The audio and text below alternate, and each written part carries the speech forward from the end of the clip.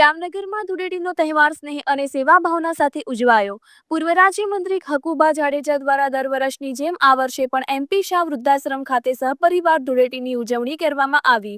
વૃદ્ધાશ્રમના વડીલો સાથે રંગોત્સવ મનાવી સૌહાર્દ અને માનવતાનો સંદેશ આપ્યો। હોળી અને ધૂળેટીની સમગ્ર ગુજરાતીવાસીને ખાસ શુભકામના। એમપી શાહ વૃદ્ધાશ્રમમાં ઘણા વર્ષોથી આ પરિવાર સાથે વૃદ્ધોના જીવનમાં રંગ પૂરવા માટે એમ કે આખું વર્ષ એનું ખૂબ સારું જાય, રંગબેરંગી રીતે એની સાથે વૃદ્ધો સાથે રમી એના આશીર્વાદ લઈ એક પરિવારની જેમ એની સાથે સમગ્ર પરિવાર અને વૃદ્ધાશ્રમના સમગ્ર ટ્રસ્ટીઓ સાથે આજે અહીંયા માતાઓ અને વડીલો સાથે ધૂળેટી ઉજવી છે।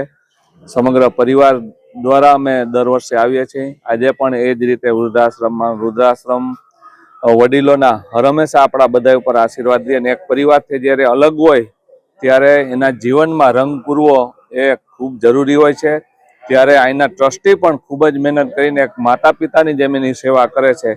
એટલે એ સેવા નિમિત્તે અમે પણ આજ ખાસ પરિવાર સાથે ધૂળેટી ઉજવવા આજે અહીંયા આવ્યા હતા અને ખાસ બધાને માતાજીને પ્રાર્થના કરીએ કે આ અત્યારનો પરિસ્થિતિ જે વિશ્વ યુદ્ધ હાલે એની પણ શાંતિ સમગ્ર વિશ્વમાં થાય એવી પણ માતાજીના ચરણોમાં પ્રાર્થના।